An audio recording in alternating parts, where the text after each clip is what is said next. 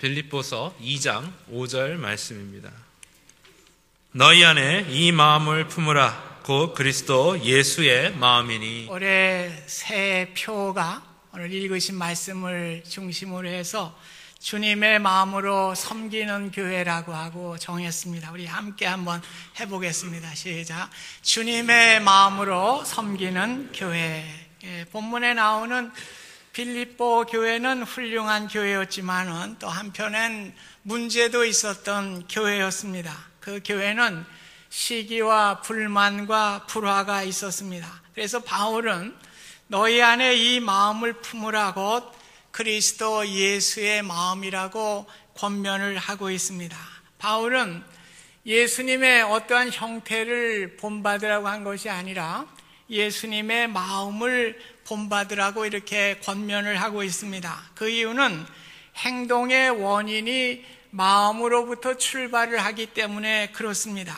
우리가 철이 든다는 말은 마음을 고쳐 먹을 때 철이 드는 거예요. 아무리 자녀들에게 매를 들고 또 훈계를 하고 책망을 해도 그때뿐인 거예요. 이제 온전히 철이 들으려면은 마음을 고쳐 먹을 때에 온전히 철이 들 수가 있는 것입니다. 우리 성도들도 마찬가지입니다. 오늘 우리가 일시적으로 흥분하고 감정으로 우리가 주님을 잘 믿어야겠다고 할 수는 있지만은 오래 가질 않아요. 오늘 우리의 마음을 고쳐 먹을 때에, 마음을 정하게 될 때에 우리는 온전한 신앙의 생활을 감당할 수가 있는 것입니다. 그래서 빌립보서 2장 13절에도 너희 안에 행하시는 이는 하나님이시니 자기의 기쁘신 뜻을 위하여 너에게 소원을 두고 행하신다고 말씀을 하고 있습니다. 오늘 우리의 마음에 어떠한 소원을 가지고 하나님을 기쁘시게 할 것인가? 오늘 이럴 때에 오늘 하나님을 기쁘시게 하는 올바른 삶을 살아갈 수가 있다고 하는 것입니다. 잠언 4장 23절에도 모든 지킬 만한 것 중에 더욱 내 마음을 지키라고 말씀을 하고 있습니다. 예수님이 당시에 종교 지도자들을 향해서 화 있을진저 외식하는 서기관들과 바리새인들이여 회칠한 무덤 같으니 겉으로는 아름답게 보이나 그 안에는 죽은 사람의 뼈와 모든 더러운 것이 가득하도다. 오늘 바리새인들과 서기관들이 겉으로는 얼마나 거룩했습니까? 그러나 그 마음에는 송장이 썩어가는 것 같은 더럽고 냄새나는 그런 것들로 가득 찼기 때문에 겉으로는 그렇게 보일지 모르지만은 너희들이 마음을 고쳐 먹지 아니하면 화가 있을 것을 예수님께서 말씀해 주신 것입니다. 저와 여러분의 마음에도 마치 회칠한 무덤과 같이 마음은 그렇지 않은데 겉으로는 포장된 모습으로 보여질 때가 많이 있는 것입니다. 그래서 우리 인간은 이중성을 가지고 있죠. 지킬 박사와 하이드라고 하는 그러한 그 소설과 같이 오늘 지킬 박사와 같이 또 밤에는 하이드가 돼서 그 모습이 바뀌게 되는 이중성을 가지고 있는 것입니다. 그래서 우리 인간을 본받을 수가 없어요. 우리가 성인군자를 닮아가야 할 것도 아니고 오늘 예수 그리스도의 마음을 본받게 될 때 진정으로 신실한 믿음을 갖게 되고 섬김과 희생을 통해서 교회에 유익을 주게 되고 복음의 사명을 감당할 수가 있는 것입니다. 새해를 시작하는 저와 여러분들이 그리스도의 마음을 본받아서 우리가 진정으로 변화될 길을 원합니다. 그래서 하나님이 기뻐하시는 삶이 되고 우리를 통해서 주님의 영광이 되며 우리 교회가 진정으로 하나가 되어서 그리스도의 마음으로 주님의 뜻을 이루어가는 귀한 역사가 일어날 수 있기를 주님의 이름으로 부탁드립니다. 오늘 주님의 마음을 본받기 위해서 우리 주님이 어떠하신 분인가, 어떠한 마음을 가지고 계셨던 분인가를 우리가 이해해야 하는 것입니다. 6절에 보면 그는 근본 하나님의 본체시나 하나님과 동등됨을 취할 것으로 여기지 아니하셨다고 말씀합니다. 예수님은 근본 하나님이십니다. 하나님의 본질을 가지셨던 하나님 자신이었습니다. 그래서 예수님은 자신을 가르쳐서 나와 아버지는 하나이다, 이렇게 말씀을 하셨습니다. 요한복음 1장에도 1절에도 보면 태초에 말씀이 계셨는데 그 말씀이 하나님과 함께 계셨으니 그 말씀이 곧 하나님이시다. 그리고 14절에 내려가면 어떻게 됩니까? 말씀이, 그 하나님이 육신이 되어 우리 가운데 거하셨다고 말씀하고 있습니다. 오늘 말씀이신 하나님 예수 그리스도께서 우리와 함께 거하시기 위해서 이 땅에 오신 것을 말씀해 주고 있습니다. 예수님이 사람으로 이 땅에 오시기 전에는 하나님 그 자체였어요. 창조주 하나님이셨습니다. 무한하신 하나님이시고 시간의 구애를 받지 않던 분이셨습니다. 그러나 오늘 인간의 문화 가운데 오시고 인간과 함께 거하는 유한한 세상으로 오시게 된 것입니다. 그래서 마국간의 구유에 오시고 또 가장 가난한 자의 삶을 사셨고 온갖 고난과 고통을 겪으면서 영광의 모습을 다 버리시고 십자가에 죽기까지 복종하신 분이 예수님이신 것입니다. 오늘 그 하나님을 생각할 때, 오늘 그 예수님을 생각할 때 인간으로 오신 사건은 너무나 엄청난 사건이죠. 하나님이 어떻게 우리 인간으로 오실 수 있는 것입니까? 오늘 부자로 살다가 가난하게 사는 것도 어려운 일이라 부자들이 가난하게 되면 자살하는 경우가 많이 있어요. 오늘 하나님이 비천한 인간이 되었다고 하는 것은 우리 인간이 벌레같이 되는 것보다도 더 힘든 일입니다. 우리가 헤아릴 수 없는 놀라운 사건입니다. 왜 그렇습니까? 성자 다미안이라는 사람이 있어요. 그가 하와이 근방의 몰로카이 섬을 지나가다가 그곳에 문둥병자들이 많이 살고 있는 것을 알게 되고 그곳에 가서 내가 복음을 전하리라고 생각을 했습니다. 그런데 그곳에 가서 전도를 하지만은 그 사람들이 생각할 때 건강한 사람이 전도하는 것은 마치 자신에 대해서 사치스러운 일이라고 생각을 한 거예요. 그러니까 도저히 복음을 받아들이지 않습니다. 그래서 다미안은 하나님께 기도했죠. 하나님, 저에게 문둥병을 주옵소서. 오늘 문둥병을 얻게 되고 그들과 같이 되게 될 때에 하나님의 복음을 전할 수 있는 그러한 역사가 일어나게 된 것입니다. 오늘 예수님이 이 땅에 오신 것은 그런 것입니다. 하나님의 영광스러운 자리를 버리시고 종의 모습으로 가난하고 비천한 자의 인간의 모습으로 세상에 오셔서 오늘 우리에게 복음을 전해주시기 위해서, 우리를 구원해 주시기 위해서 이 땅에 인간으로 오신 것입니다. 그곳으로 그친 것이 아니라 모진 매를 맞으시고 종국의 십자가에 못 박혀 죽으심을 통해서 그 피로 인하여 우리의 죄를 씻어주시고 그를 믿음으로 말미암아 우리가 구원함을 얻게 되는 놀라운 은혜를 주신 것입니다. 오늘 예수님의 마음을 본받아 섬기는 교회는 어떤 교회입니까? 무엇이 섬김입니까? 무엇이 섬김이에요? 오늘 자신의 권리를 포기하는 것이 섬김인 줄 믿습니다. 오늘 예수님은 하나님과 동등되신 분이셨습니다.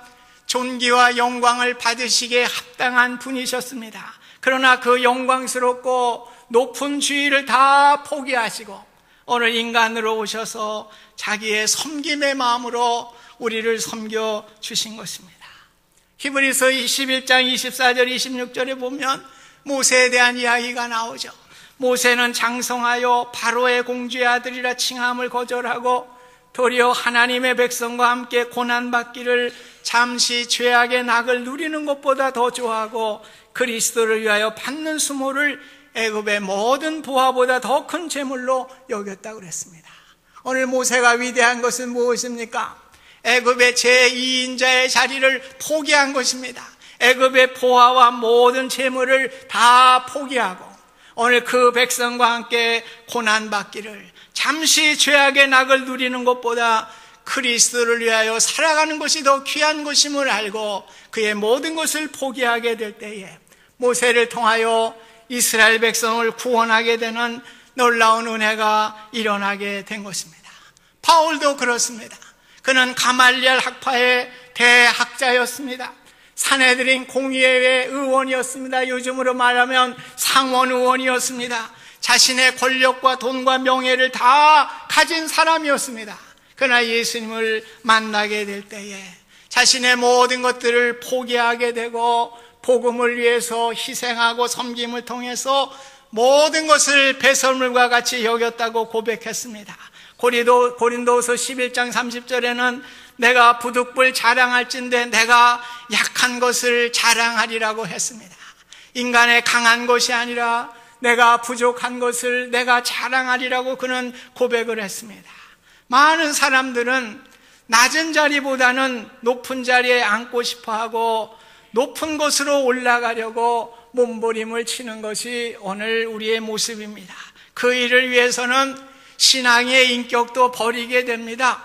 수단과 방법을 가리지 않고 뛰어들게 되는 것이 오늘 우리의 현실이라고 할 수가 있습니다. 사사기 9장에 보면 나무들이 왕을 삼으려고 부탁을 하죠. 감람나무를 찾아갑니다.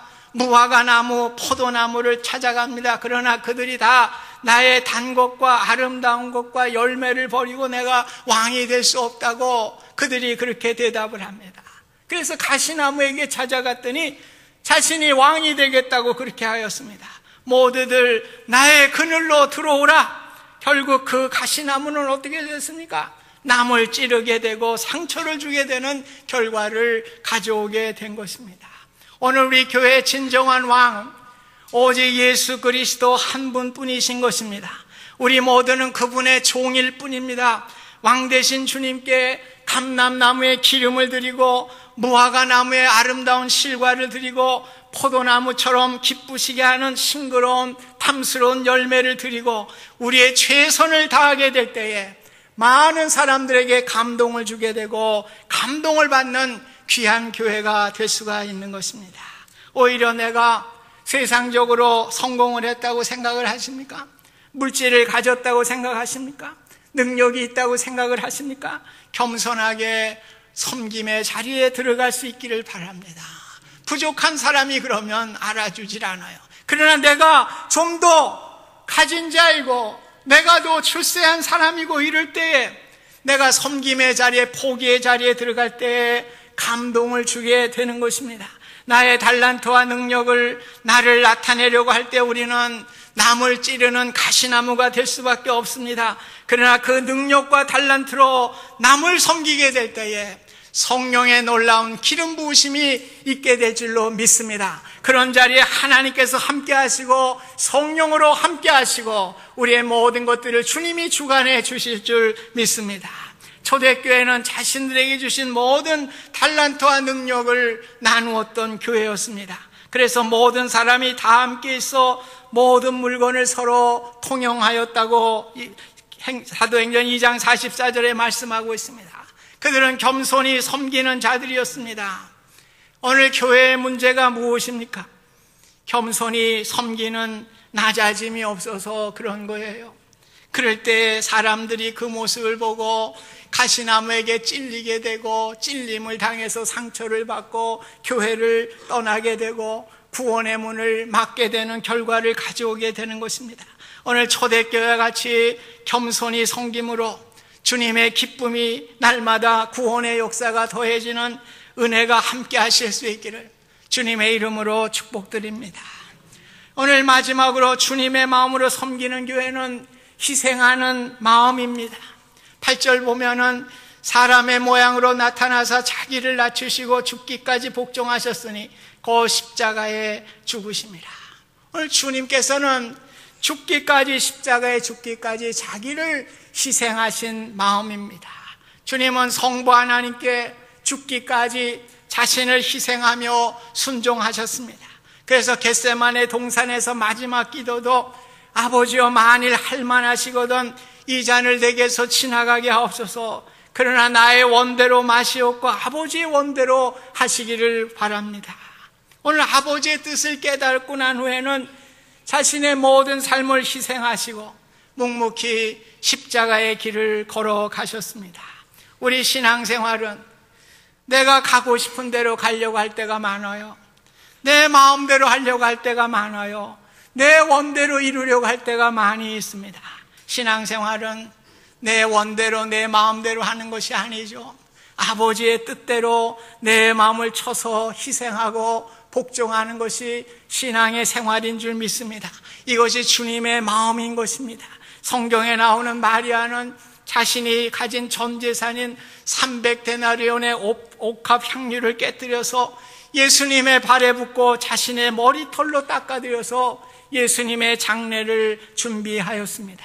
마리아는 예수님을 사랑하였기 때문에 직감적으로 이제 예수님의 죽음이 가까움을 알게 됐습니다. 그래서 예수님의 장례를 준비해야겠다고 생각을 하고 마리아는 그가 가진 가장 귀한 옥합을 깨뜨려서 아낌없이 희생을 주님께 드리게 된 것입니다.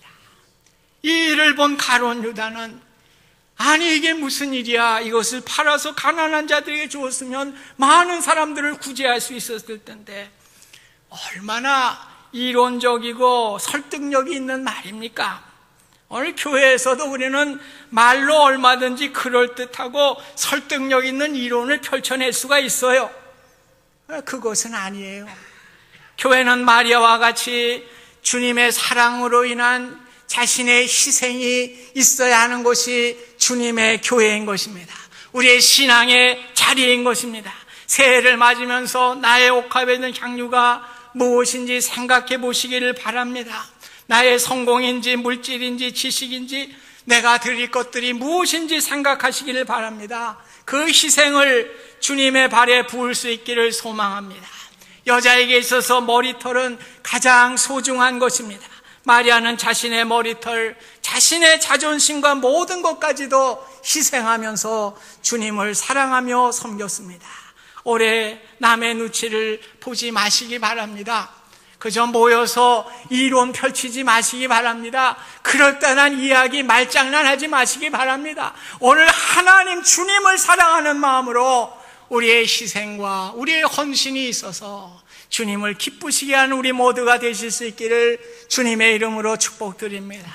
주님이 나에게 주신 은혜를 생각하며 눈물과 감사의 감격으로 내 자신을 희생하실 수 있기를 바랍니다. 남에게 비춰지는 자존심까지도 희생하면서 주님을 섬기는 참된 축복이 함께 하실 수 있기를 주님의 이름으로 간절히 부탁드립니다. 주님은 우리를 위해서 십자가에 죽기까지 자신을 희생하여 주셨습니다. 자기를 낮추시고 죽기까지 복종하셨으니 곧 십자가에 죽으심이라. 이러므로 하나님이 그를 지극히 높여 모든 이름 위에 뛰어난 이름을 주셨다고 말씀하고 있습니다. 오늘 자기를 희생해서 십자가에 죽기까지 하시자.